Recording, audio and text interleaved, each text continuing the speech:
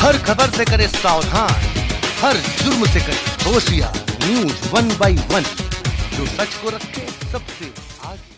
चौधरी राणा इस वक्त मौजूद हूँ आजाद नगर के न्यू आइडियल पब्लिक स्कूल में, और इस वक्त हमारे साथ कर्मठ जुझारू संघर्षशील समाज सेवक मुशर्रफ इमाम जी हैं। आपको मुशर्रफ जी के बारे में बताते चले कि ये कांग्रेस पार्टी से गीतापल्ली वार्ड से वार्ड अध्यक्ष जी हैं। तो सबसे पहले तो आपको मैं अपने चैनल के माध्यम से जन्माष्टमी की हार्दिक शुभकामनाएं देना चाहता हूं। और मुशर्रफ जी, आपसे एक सवाल रखना चाहता हूं कि जिस तरह से आप हम देख रहे हैं, अभी भी देख रहे हैं, और जो फील्ड में आप वर्क करते हैं, जो समाज सेवा के कार्य करते हैं, उसमें भी आपके साथ अगर अमूमन कहा जाए तो मुस्लिम समुदाय से ज़्यादा अदर समुदाय होता है। जैसे अभी यहाँ पर भी पंडित जी बैठे हुए हैं, आप ठाकुर साहब हैं, तो इसके लिए मतलब जो अभी के मौजूदा हालात चल रहे हैं सरकार की राजनीति की, तो उस पर नज़र एक रोशनी डालें कि आप क्या कहना चाहते हैं, सरकार के रवैये से आप कितना वास्ता रखते हैं। कि सबसे पहले आपको और आपकी टीम को, चैनल के सभी सदस्यों को जन्माष्टमी की बहुत बहुत बधाई, शुभकामनाएं। साथ ही साथ प्रदेशवासियों को, सम्मानित जनपद वासियों को और हमारे गीतापल्ली वार्ड के सभी सम्मानित क्षेत्रवासियों को, हमारे कार्यकर्ताओं को, हमारे साथियों को जन्माष्टमी की बहुत बहुत बधाई और शुभकामनाएं। और ये आपने एक अच्छा प्रश्न पूछा कि मेरे साथ किसी एक विशेष वर्ग या समुदाय का साथ नहीं दिख करके सर्वधर्म समभाव दिखता है, और ये बात हकीकत है। अगर आप यहाँ पर भी देखें तो हमारे साथ पंडित जी बैठे हैं, पंडित विजय शुक्ला जी बैठे हैं, हमारे दूसरी तरफ साथी ब्रजेश सिंह जी बैठे हैं, हमारे साथ रशीद जी बैठे हुए हैं।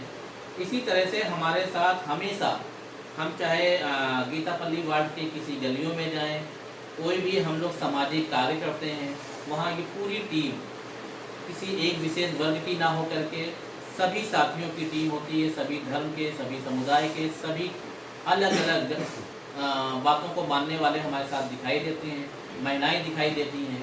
तो ये कहीं ना कहीं एक हमारे लिए उपलब्धि है, क्योंकि एक प्रश्न चिन्ह कहीं ना कहीं हमारे नाम की वजह से हमारे ऊपर लगता है, लेकिन उस प्रश्न चिन्ह को ये सारे साथी दूर करते हैं, वो महिलाएं दूर करती हैं, और उनका ये कहना है कि नहीं, आपके अंदर ऐसी कोई भावना नहीं है और हमें आपके साथ चलने में और काम करने में अच्छा महसूस होता है, गर्व महसूस होता है। रही बात वर्तमान सरकार की, तो वर्तमान सरकार की अगर हम बात देखें तो उन्होंने सिर्फ बांटने की राजनीति करी है। आज उन्होंने, उनकी जो राजनीति है उससे कोशिश ये रही कि हम लोगों को धर्म के नाम पर, जाति के नाम पर, मंदिर मस्जिद के नाम पर बांटने की कोशिश की गई है।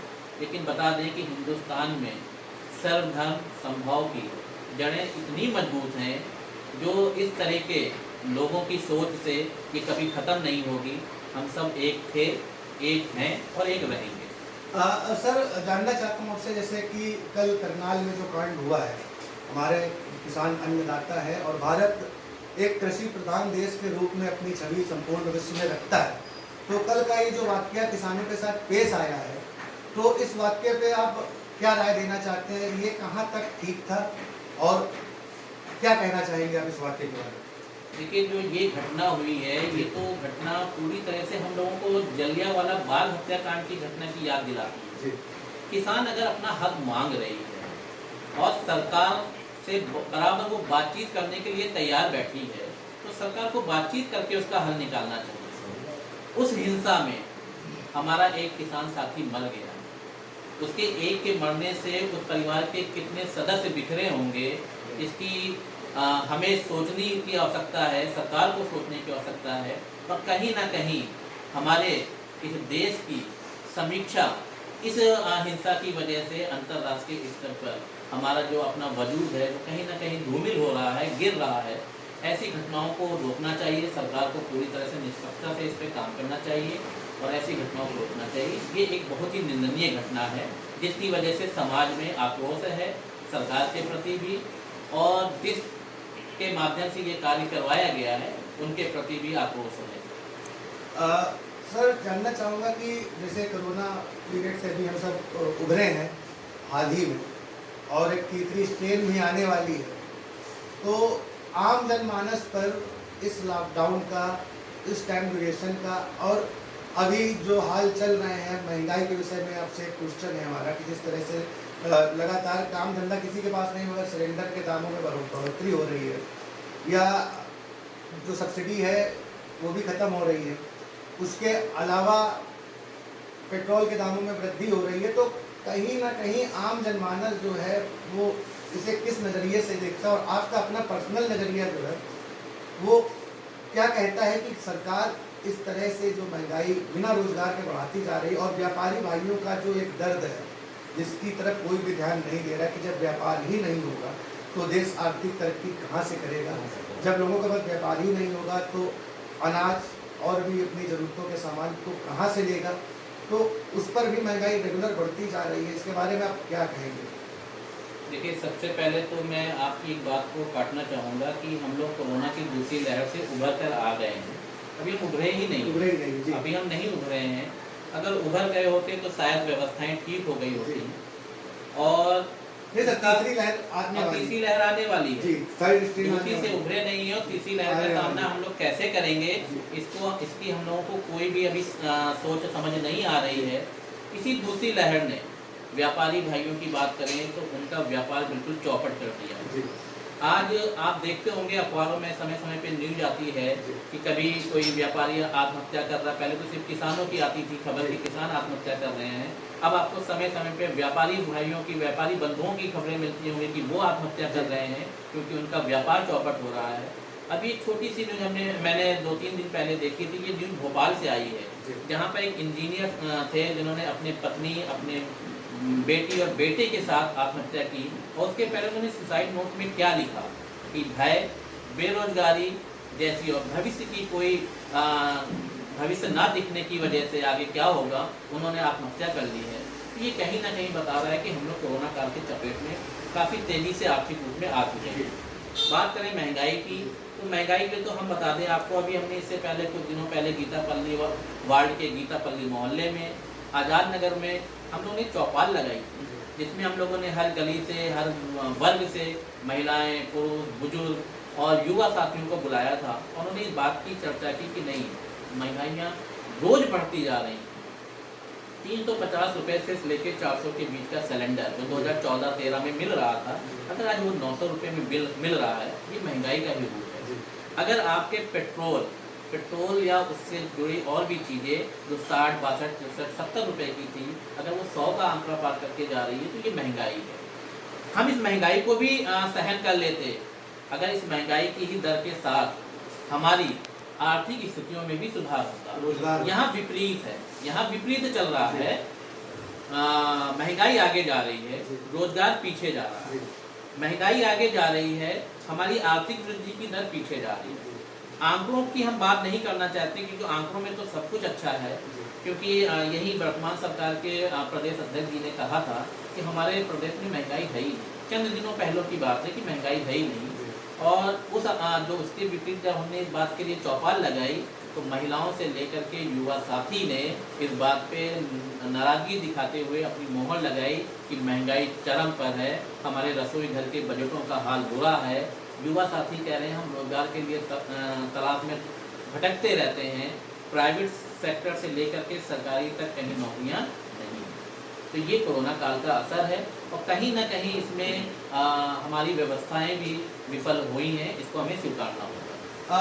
सर, सबसे पहले आपसे ये जानना चाहूँगा कि जो वार्ड है आपका, गीतापल्ली वार्ड से वास्ता रखते हैं आप, तो इस वार्ड के विकास कार्यों से आप कितना सहमत हैं? क्या क्या विकास कार्य इस वार्ड में हुए हैं या क्या क्या ऐसे विकास कार्य हैं जो होने बाकी हैं और पेंडिंग है, और यहाँ की जो क्षेत्रीय जनता है वो किन समस्याओं का सामना कर रही है? देखिए, यहाँ तो समस्याएं काफ़ी ज़्यादा हैं। लगातार मैं इसके लिए आवाज़ उठाता रहा हूँ अपने साथियों के साथ, क्षेत्रवासियों के साथ मिलकर। और यहाँ सबसे बड़ी समस्या की बात करें तो पानी की।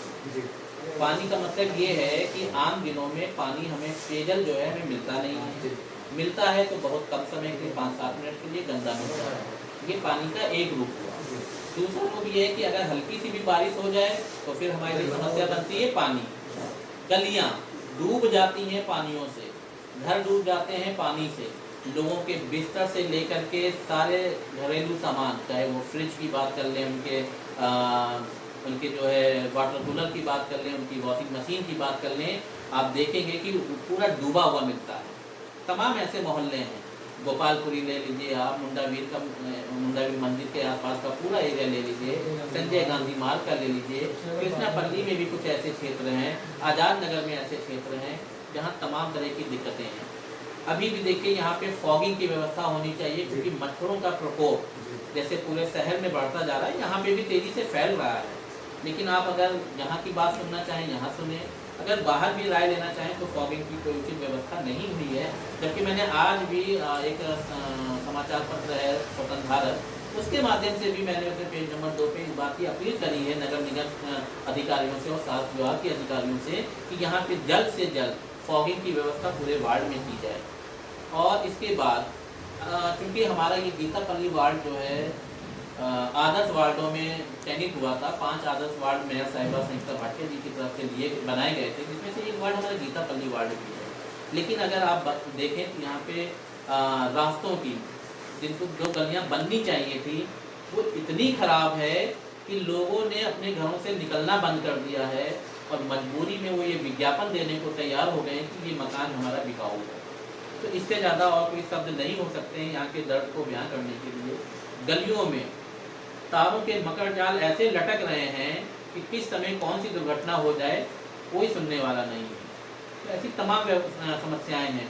मुख्य मार्ग का काम आपको मालूम होना चाहिए कि जो मुख्य मार्ग चल रहा है उस मुख्य मार्ग को आप कितने दिन बंद कर सकते हो। पिछले लगभग 4 से 5 महीने से मुख्य मार्गों को रोका गया हुआ है, उसको सिविल लाइन डालने के नाम पर, जो कि आज़ाद नगर पुलिस चौकी से लेकर के पकड़ी पुल तक। कितनी यहाँ पे दिक्कतें हो रही हैं आने जाने वाले लोगों को।